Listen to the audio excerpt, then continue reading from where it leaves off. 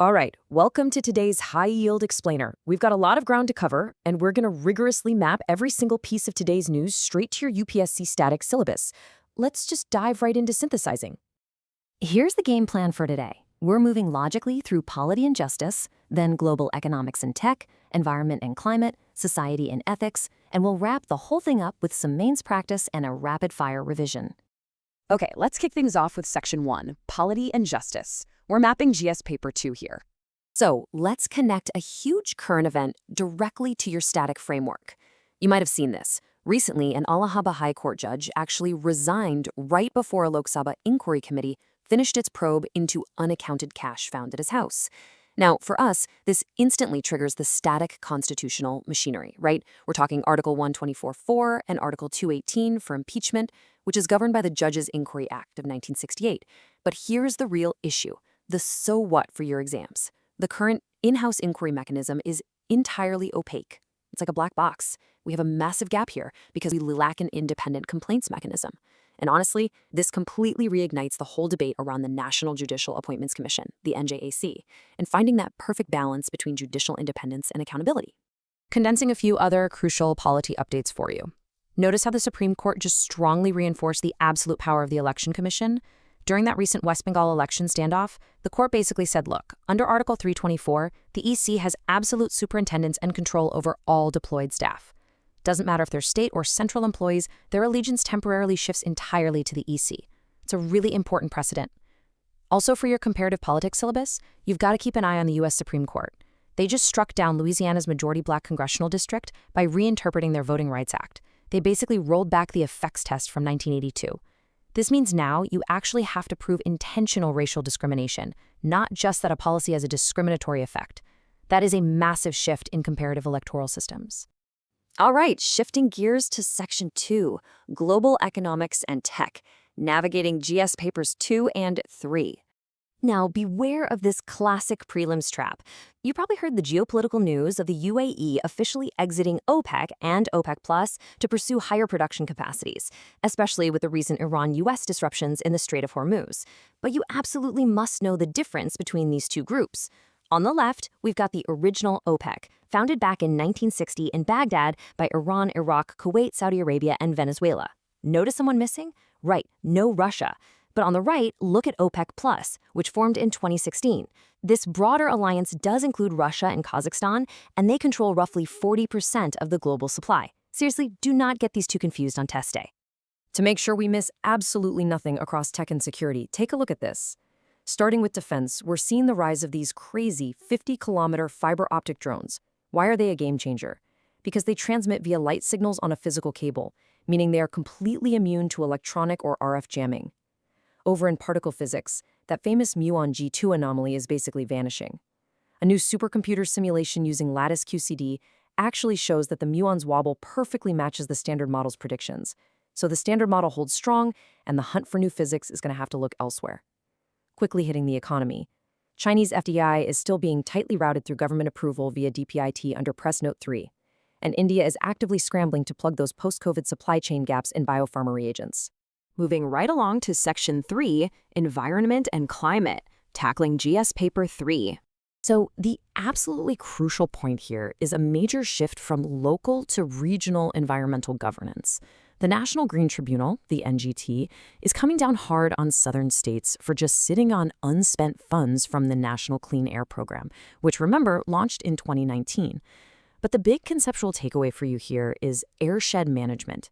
The NGT is basically forcing states to abandon these isolated city-level fixes for PM 2.5 pollution. Instead, they need a coordinated approach across state borders for a continuous geographic region. Because, let's face it, air doesn't respect state borders, and our governance models finally have to reflect that reality. Okay, let's bring it back to the human element in Section 4, Society and Ethics, connecting GS Papers 1 and 4. Let's map a pretty harsh reality directly onto your ethics and governance syllabus. Step 1. Severe heat waves are absolutely hammering Delhi gig workers right now. But Step 2 highlights the systemic issue.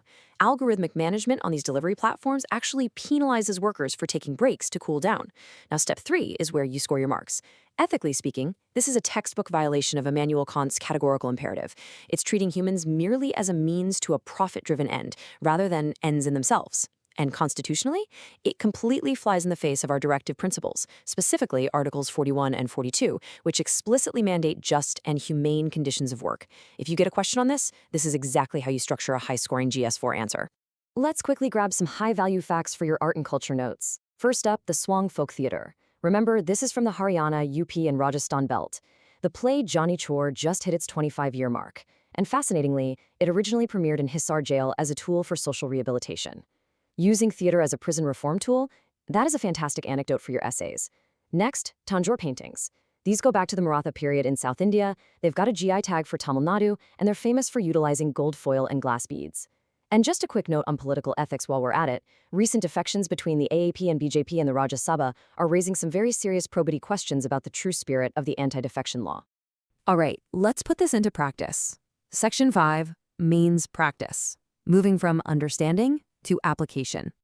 Here is a highly probable 15 markers straight out of today's geopolitical shift with the UAE. The question reads, the UAE's exit from OPEC marks a structural shift in global energy geopolitics.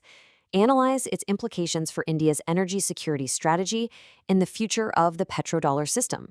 Take a second to really think about how you'd structure your response to this. Okay, here's how you actually build that answer framework.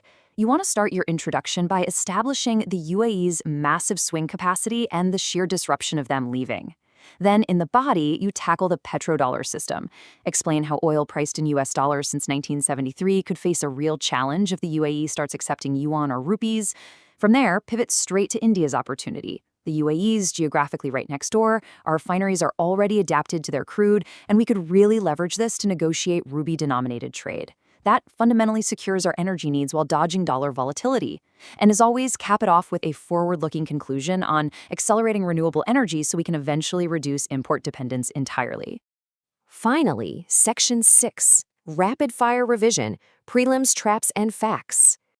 Okay, lock these facts into your memory right now. CDOT, the group that developed the Cell Broadcast Alert System, falls under the Department of Telecommunications, not DRDO. Watch out for that trick.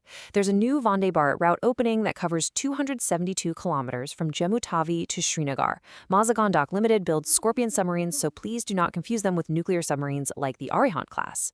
When it comes to disaster management, remember that a heat wave is currently funded as a state disaster through the SDRF. It is not considered a national disaster. And finally, the National Clean Air Program was launched in 2019. Make sure you don't mix it up with the NAPCC, which is the broader climate change plan containing 8 specific missions. To wrap things up, I want to leave you with this thought-provoking adaptation of Lord Acton. Power tends to corrupt. A judiciary that cannot account for itself cannot credibly demand accountability from others. Keep that quote in your back pocket for your ethics and polity essays on institutional transparency. Ask yourself today, how can we build structural transparency before an institutional crisis forces our hand? All right, excellent work navigating the syllabus today. You synthesized a massive amount of information. Keep connecting those dots and keep pushing forward in your prep. See you next time. If you're ready to really practice all 8 mains questions from today's news, and you want to get your hands on prelims MCQs and detailed notes, go ahead and download the complete PDF. Just scan the QR code on your screen or use the link in the description to join our Telegram channel. Keep up the amazing work, stay consistent, and I will see you in the next explainer.